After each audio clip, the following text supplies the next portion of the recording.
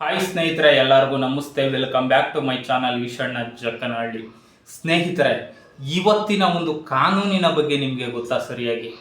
ನಿಜಕ್ಕೂ ಕೂಡ ಸಂವಿಧಾನದಲ್ಲಿ ಹೇಳ್ತವೆ, ಜಾತಿ ತಾರತಮ್ಯ ಮಾಡಬಾರ್ದು, ಲಿಂಗ ತಾರತಮ್ಯ ಮಾಡಬಾರ್ದು, ಈ ರೀತಿಯಾಗಿ ಎಲ್ಲ ಹೇಳ್ತವೆ. ಆದರೆ ಇವತ್ತಿನ ಕಾನೂನಿನಲ್ಲಿ ಜಾತಿ ತಾರತಮ್ಯನೇ ನಡೀತಾ ಇದೆ, ಲಿಂಗ ತಾರತಮ್ಯನೇ ನಡೀತಾ ಇದೆ ಸ್ನೇಹಿತರೆ. ಈ ಥರ ಹೇಳ್ತಾ ಹೋದರೆ ಅನೇಕವು ಇದ್ದಾವೆ ಸ್ನೇಹಿತರೆ. ಆದರೆ ಪ್ರಸ್ತುತ ಸನ್ನಿವೇಶಕ್ಕೆ ಒಂದು ಉದಾಹರಣೆಯನ್ನು ಕೊಡೋದಾದರೆ ಸ್ನೇಹಿತರೆ, ಏನು ಅಂದರೆ ನಿಮ್ಮೆಲ್ಲರಿಗೂ ಗೊತ್ತಿರ್ಬೋದು, ನ್ಯೂಸ್ ಚಾನಲಲ್ಲಿ ತುಂಬ ವೈರಲ್ ಆಗ್ತಿರೋ ಒಂದು ಸುದ್ದಿ ಏನಪ್ಪ ಅಂತಂದರೆ, ರನ್ಯಾ ರಾವ್ ಅವರು ಹೀರೋಯಿನ್, ಅವರು ಮಾಣಿಕ್ಯ ಸಿನಿಮಾದಲ್ಲೆಲ್ಲ ಹೀರೋಯಿನ್ ಆಗಿ ಆಕ್ಟ್ ಮಾಡಿದ್ದಾರೆ. ಅವ್ರ ಮೇಲೆ ಒಂದು ಆರೋಪ ಬಂದಿದೆ. ಅದೇನಪ್ಪ ಅಂತಂದರೆ, ವಿದೇಶದಿಂದ ಅವರು ಇಲ್ಲಿಗೆ ಅಕ್ರಮವಾಗಿ ಚಿನ್ನವನ್ನು ಸಾಗಿಸ್ತಾ ಇದ್ರು ಅಂತ. ಅಕ್ರಮವಾಗಿ ಯಾವುದೇ ಥರ ಟ್ಯಾಕ್ಸ್ ಕಟ್ತೀರಾ ಚಿನ್ನವನ್ನು ಸಾಗಿಸ್ತಾ ಇದ್ರು ಅಂತ. ಇದು ನಿಜಕ್ಕೂ ಕೂಡ ಅಪರಾಧನೇ. ಇದು ಈ ಥರ ಮಾಡಿದ್ರೆ ನಮ್ಮ ಗೌರ್ಮೆಂಟ್ಗೆ ಟ್ಯಾಕ್ಸನ್ನು ಕಟ್ಟದೇ ಇರೋದು ಅಪರಾಧನೇ.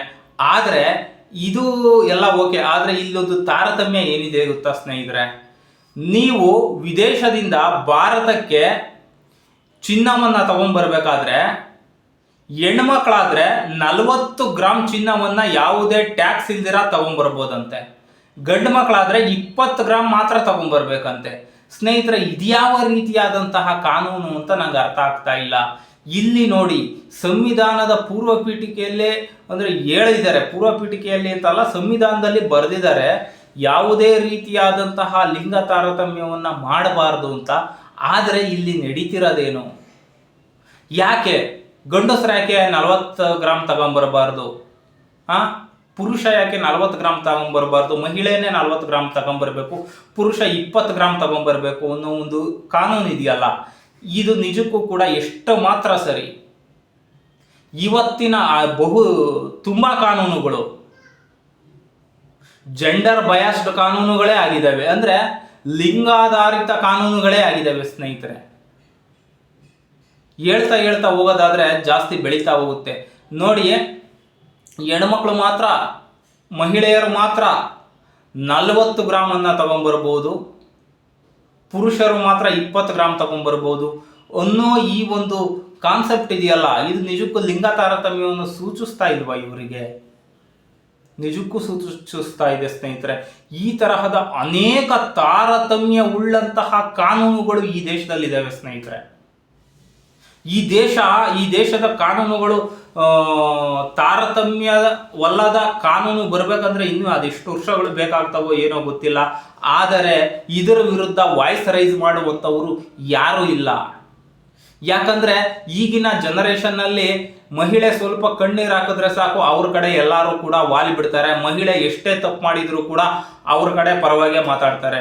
ಒಂದು ವೇಳೆ ಈ ಒಂದು ತಪ್ಪನ್ನು, ಈ ಒಂದು ಕಾನೂನನ್ನು ಏನಿದೆಯಾ, ಈ ಒಂದು ತಾರತಮ್ಯವನ್ನು ನೀವೇನಾದರೂ ಕೂಡ ಪ್ರಶ್ನೆ ಮಾಡಲಿಕ್ಕೆ ಶುರು ಮಾಡಿದ್ರೆ ನಿಮ್ಮ ಮೇಲೆ ಕೇಸ್ಗಳು ಬೀಳ್ತವೆ, ಮತ್ತು ನಿಮ್ಮ ಮೇಲೆ ನ್ಯಾಯಾಂಗ ನಿಂದನೆ ಅಂತಕ್ಕಂಥ ಆರೋಪಗಳು ಕೂಡ ಕೇಳಿ ಬರ್ತವೆ.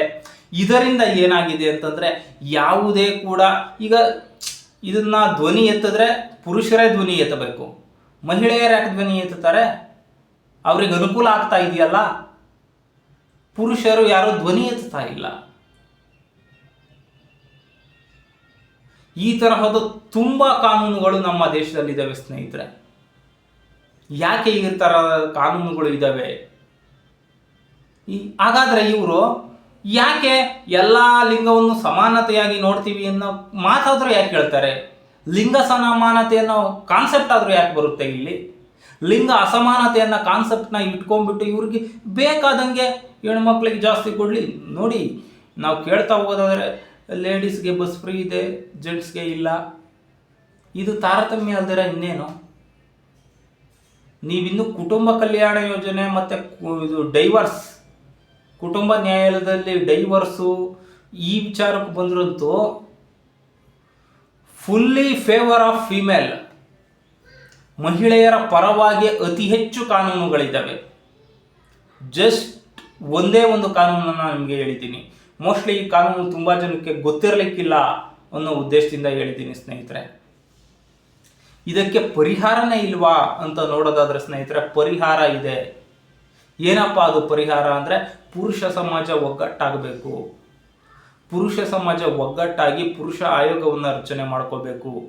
ಅವ್ರಿಗೆ ಮಾತ್ರ ಸಂವಿಧಾನದಲ್ಲಿ ಸಮಾನತೆ ಅಂತ ಅಂದಮೇಲೆ ಅವರಿಗೆ ಏನೇನು ಫೆಸಿಲಿಟಿ ಕೊಡ್ತಿದ್ರ ಅದೆಲ್ಲ ನಮಗೂ ಕೊಡಿ ಅಂತ ಹೇಳಿಬಿಟ್ಟು ಕೇಳ್ತಕ್ಕಂತಹ ಧೈರ್ಯವುಳ್ಳಂತಹ ಗಂಡು ಯಾರು ಇಲ್ವಲ್ಲ, ಅದಕ್ಕೆ ಈ ರೀತಿಯಾದಂತಹ ತಾರತಮ್ಯದ ಕಾನೂನುಗಳು ಆಗ್ತಾನೆ ಇರೋದು. ಸ್ನೇಹಿತರೆ, ಮುಂದೊಂದಿನ ಇದೆಲ್ಲ ಬದಲಾಗುತ್ತೆ. ಆದರೆ ಕಾಲ ಇನ್ನೂ ಮುಂದೂಡ್ತಾ ಹೋಗ್ತಾ ಇದೆ ಅಷ್ಟೇನೆ. ಇದು ಬದಲಾಗುತ್ತೆ. ನಾವು ಹೀಗೆ ಸುಮ್ಮನೆ ಕೂತ್ರಂತೂ ಬದಲಾವಣೆ ಆಗೋದೇ ಇಲ್ಲ. ಈಗಾಗಲೇ ಪುರುಷ ಆಯೋಗವನ್ನು ರಚನೆ ಮಾಡಿ ಅಂತ ಹೇಳಿದ್ರು ಕೂಡ ಅದಕ್ಕೆ ಇನ್ನೂ ಕೂಡ ಅಂಥ ಮನ್ನಣೆಯೇ ಸಿಕ್ಕಿಲ್ಲ. ನೋಡಿ, ಇವಾಗಲೇ ಅತುಲ್ ಸುಭಾಷ್ ಕೇಸ್ ಏನಾಯ್ತು ರೀ? ಅತುಲ್ ಸುಭಾಷ್ ಅವ್ರಿಗೆ ಅಲ್ಲಿ ಅನ್ಯಾಯ ಆಗಿದೆ ನಿಜ. ಯಾರಪ್ಪ ಬೀದಿಗಿಳಿದು ಹೋರಾಟ ಮಾಡಿದ್ರು? ಅದೇ ಒಂದು ಮಹಿಳೆಯ ಎಲ್ಲಾದರೂ ಅತ್ಯಾಚಾರ ಆಗಿದೆ ಅಂತ ಗೊತ್ತಾದರೆ ಇಡೀ ದೇಶವೇ ಆಕೆಯ ಪರವಾಗಿ ನಿಲ್ಲಿ, ಅದು ಒಳ್ಳೆಯದೇ, ಇಲ್ಲ ಅಂತ ಹೇಳ್ತಿಲ್ಲ. ಅದೇ ತರಹದ ಒಂದು ನ್ಯಾಯ, ಅದೇ ತರಹದ ನಿಲುವು ಪುರುಷನ ಪರವಾಗಿ ಯಾಕೆ ಬರೋದಿಲ್ಲ?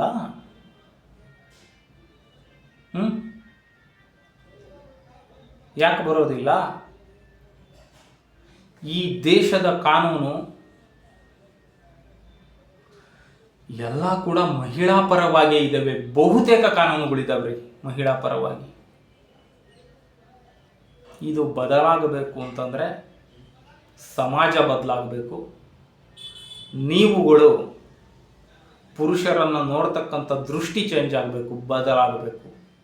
ಈ ಸಮಾಜ ಅವರಿಗೂ ಕೂಡ ಸಮಾನತೆ ಅಂತ ಕೊಟ್ಟ ಮೇಲೆ ಇಲ್ಲಿ ಇವ್ರಿಗೆ ಯಾಕೆ ಈ ರೀತಿಯಾಗಿ ಮಾಡ್ತಕ್ಕಂಥದ್ದು? ಇದು ನಿಜಕ್ಕೂ ಕೂಡ ಅನ್ಯಾಯ. ಮುಂದೊಂದಿನ ಇದು ಬದಲಾಗುತ್ತೆ ಅಂತ ನಾನಾದರೂ ಬಯಸ್ತಾ ಇದ್ದೀನಿ. ಮುಂದಿನ ಸಮಾಜದ ಪೀಳಿಗೆ ಬದುಕೋದಾದರೂ ಹೇಗೆ ರೀ? ಹೇಳಿ. ಇದೇ ರೀತಿಯಾದಂತಹ ಕಾನೂನುಗಳು ಮುಂದುವರೆದ್ಕೊಂತ ಹೋದರೆ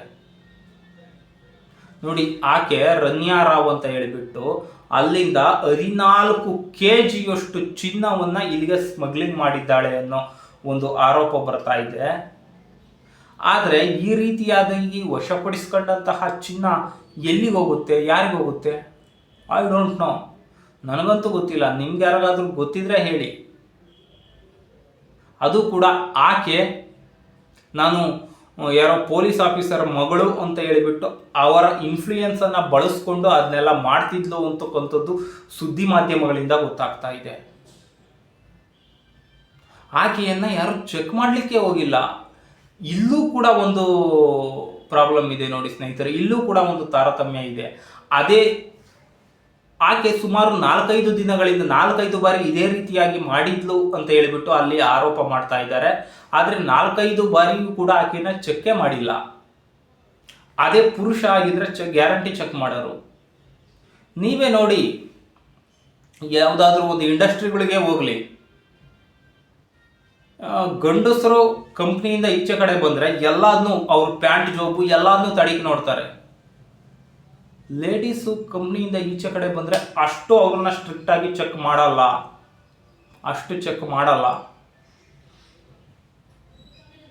ಯಾಕಪ್ಪ ಅಂದರೆ ಇಲ್ಲಿ ಅಪರಾಧ ಮಾಡ್ತಕ್ಕಂಥವರು ಓನ್ಲಿ ಫಾರ್ ಜೆಂಟ್ಸ್ ಅನ್ನೋದು ಈ ಸಮಾಜದಲ್ಲಿ ಮನೆ ಮಾತಾಗಿದೆ ಅನ್ನೋದಕ್ಕಿಂತ ಅವ್ರ ಮೈಂಡಲ್ಲಿ ಅಷ್ಟು ಕುಳಿತು ಬಿಟ್ಟಿದೆ. ಒಂದು ವೇಳೆ ಮಹಿಳೆ ತಪ್ಪನ್ನು ಮಾಡಿದರೂ ಕೂಡ ಆಕೆಯನ್ನು ತಪ್ಪನ್ನು ಹೈಲೈಟ್ ಮಾಡ್ತಾ ಇಲ್ಲ, ಸಿಂಪತಿ ತೋರಿಸ್ತಾ ಇದೆ, ಅನುಕಂಪವನ್ನು ತೋರಿಸ್ತಾ ಇದೆ. ಅದೇ ರೀತಿಯಾದಂಥ ಅನುಕಂಪ ಪುರುಷರ ಮೇಲೆ ತೋರಿಸ್ಲಿ, ಯಾಕೆ ತೋರಿಸೋದಿಲ್ಲ?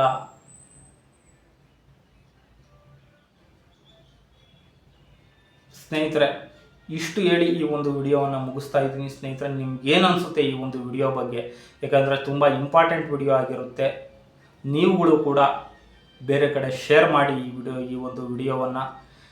ಇದು ನನ್ನ ಅನಿಸಿಕೆಯನ್ನು ನಾನು ಹೇಳ್ಕೊಂಡಿದ್ದೀನಿ. ಇಷ್ಟು ಹೇಳ್ತಾ ಈ ಒಂದು ವಿಡಿಯೋವನ್ನು ಮುಗಿಸ್ತಾ ಇದ್ದೀನಿ ಸ್ನೇಹಿತರೆ. ಜೈ ಹಿಂದ್, ಜೈ ಕರ್ನಾಟಕ.